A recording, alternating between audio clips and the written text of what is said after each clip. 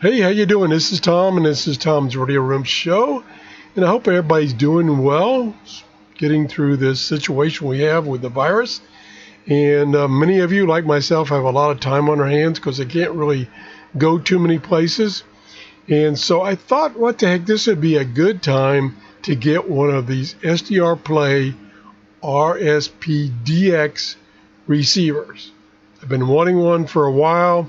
When they first came out, tried to get one and they weren't readily available, but now have caught up with their production, and I got one in this week. And this time I'm going to do things a little different. I'm going to try to do my homework before I show you this radio. And it's somewhat different than the other SDRPlay radios in that it has been tuned up, additional circuits added for the long wave band. And I've been struggling for years trying to get reception on the long wave band. Now, I live on the west coast of Florida, and I try to receive long wave stations from either Europe or the Middle East. But being on the West Coast, I'm at a little disadvantage.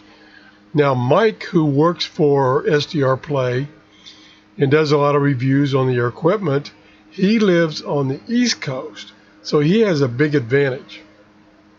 Plus, he has some antennas that are better suited for long wave.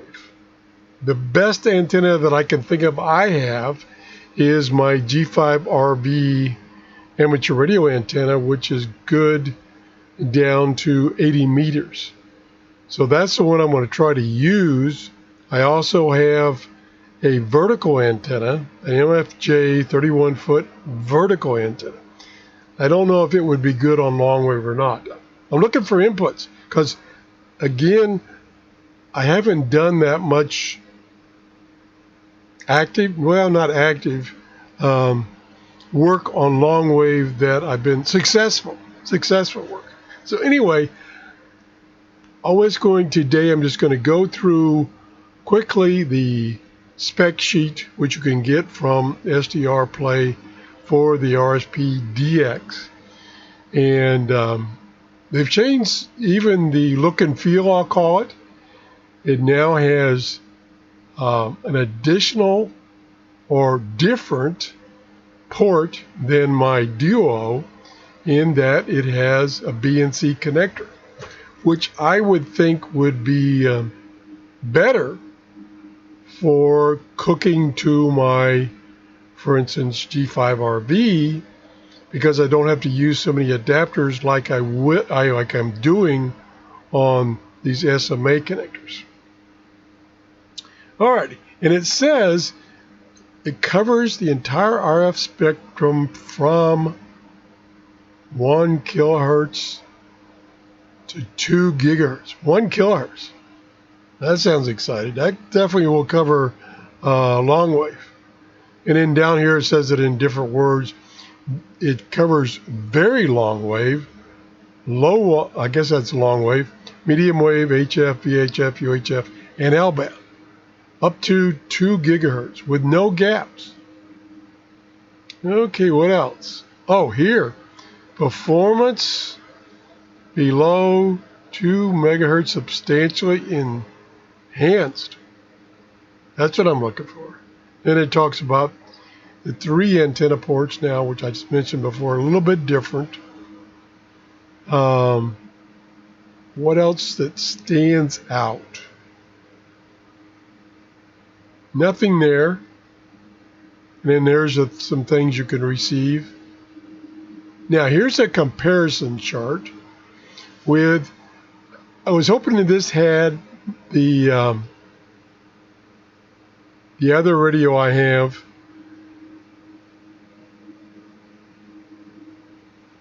Oh, it does. Okay, it does. Now these are the 3 radios I have now. I have the RSP-1A, the DX I just got in, and the Duo. And so going down here, all of them have 14-bit technology, power over USB with simple B socket, yeah. 50 ohm SMA connector for 1 kilohertz. Now that says to use the SMA. I'm thinking this 50 ohm B and C. Okay, it said it's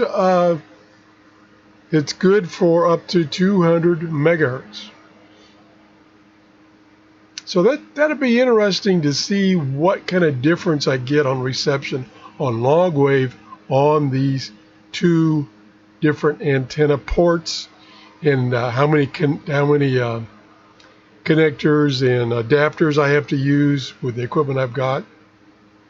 Additional low F, long wave, and very long filters for below 500 kilohertz. Only this radio has it. That's what I'm looking for. And anything else it has. Overall performance below 2 megahertz for medium wave and long wave. Good for the 1A best. That's what I'm looking for. That's what I'm hoping to see an improvement. So that's about it on the specs. Other features here. I think I've talked about most. Oh, and I have to read up on this. High dynamic range mode, HDR, for the DX only, below 2 megahertz. I've got to read up on that. I'm not sure what that's going to do for you. So that's something I have. Like I say, I'm going to try to do my homework. I made a list of YouTube videos that are out there where various people have used this, and to see what kind of performance I've got or they've gotten compared to what I might get, especially compare it to Mike. Like I say, Mike is in Florida, but he's on the West Coast, and he's on the East Coast, and I'm on the West Coast, so that can make a big difference. And he has totally different antennas than I do. So that's about it. Like I say, I'm trying to this time do my homework. Now, I had a little chat. Well, actually, it was almost an hour chat with Rob, who has the 741 channel, who has had the DX since November. And so I asked him a bunch of questions about what he has found out about it. And Rob did a very detailed review of it. You can go to his channel, 741 spelled out, and see his search for the RSPdx video that he did. And I've watched that about 3 times already. I'm making a bunch of notes on things I should do and should try.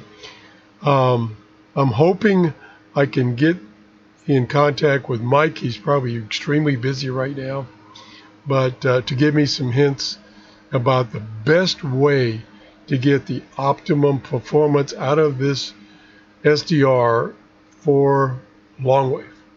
That's it. If you have experience with this radio, especially on long wave, please leave a comment, or even better yet, you can email me at TRRS73@gmail.com, and I would appreciate any suggestions and support.